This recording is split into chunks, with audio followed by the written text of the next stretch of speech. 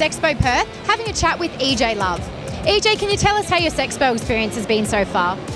Well, I absolutely love Sexpo. I've been coming here for a really long time, and every time there's something different. So I love that, you know, I can keep coming back, and I meet new people and I learn new things. So it's really just, it's so cool. I love it. You talk a lot about your own sexual journey. Can you give us a little synopsis of it? Well, I've had a very interesting sexual journey, and I do talk about it in my talks here as well. So I've been from, you know, being very frigid and shy to opening up sexually, going through a bit of a, what would be a kind of a slutty phase, I guess, to getting into swinging, which I did actually on RedHotPie and had an amazing time running swingers parties. And then I got into escorting, and then through escorting I ended up actually getting into sexual healing and sex coaching and tantra, which is what I do now. So, and I run lots of workshops and retreats and do all sorts of stuff. So yeah, it's been an amazing journey, and just everything that has been part of it has been incredible. So yeah. Can you tell us a bit about what your day-to-day work life is like? Well, my day-to-day work life, it changes every day. So I do usually do 2 or 3 sessions, like tantra or sexual healing sessions. In between that, I'm usually on social media chatting to people. People are opening up to me and asking me questions. I do a lot of videos. I love my Snapchat. Do a lot of videos on Snapchat. And just really like talking vulnerably and writing. I'm a big writer, so I'm writing about things around sex, love, relationships. So I have a bit of a variety of day, and I love getting out and going to events and things as well. So yeah. Are sites like RedHotPie having an effect on sexuality?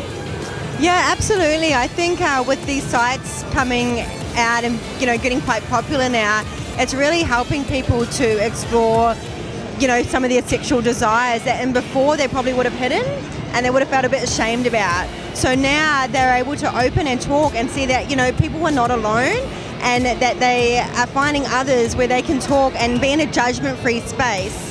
And so what I loved about RedHotPie, when I just happened to stumble across it and started going to parties, I was like, oh my God, these are my people. These people get me, like they understand and they're not judging me. And it's okay if I have sex with their boyfriend because they want me to, right? Instead of like, don't have sex with my boyfriend, this sort of thing, which, you know, in the past, because you know, people would be afraid of my sexuality and afraid that I might steal their boyfriend. Now it's like, no, come and join us. You know, it's not just okay, it's like, please. Totally, right? Can you give us your best tips for a healthy sex life?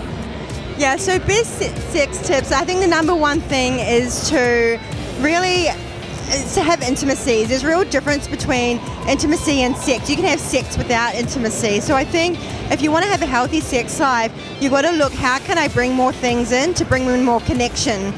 So this is things like bringing in some eye contact and slowing things down, and really just, you know, having some communication around what you want to explore even before going in. It's like, how do you want to be touched? What do you want to feel?